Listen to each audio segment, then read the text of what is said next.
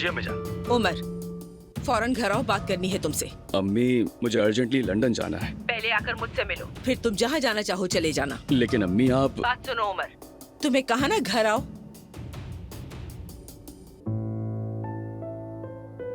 क्या हुआ? सब ठीक तो है ना? हाँ हाँ सब ठीक है, फिक्र मत करो। तो फिर वादा करो जब तुम फ्लाइट में बैठोगे और लैंड करोगे तो मुझे बताओगे।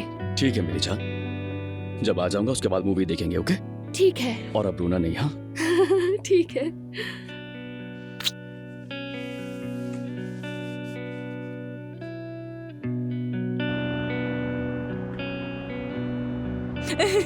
आशिर, क्या ये जुमाना हंस रही है पीछे? यार तुम्हें पता है मैं तुम दोनों पर कितना रश करती हूँ। माशाल्लाह तुम दोनों पर, माशाल्लाह, 1000 बार माशाल्लाह। अल्लाह तुम्हें खुश रखे। बेटी, ये आशिर कहाँ से आ गया? तुम पागल तो नहीं हो गई? अम्मी चुप करे, मैंने ये सब ओजान को सुनाने के लिए कहा था। और अम्मी आप मेरा फोन क्यों नहीं उठाती हैं? कहाँ है आप? कितनी बार फोन किया था, क्यों नहीं फोन उठाया? चिल्ला क्यों रही हो? चिल्ला नहीं रही हूँ।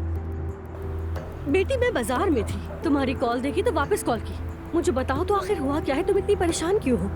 मैं बस थोड़ी सी परेशान हूँ और कोई बात नहीं है। 2 साल मुझे बता रहा था कि हम एक दूसरे के महबूब नहीं हो सकते और मैं अब मैं क्या करूँगी पता है।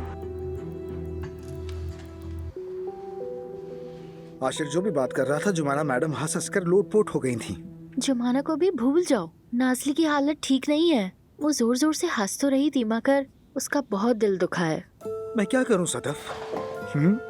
उसके लिए मेरे दिल में कोई फीलिंग्स नहीं।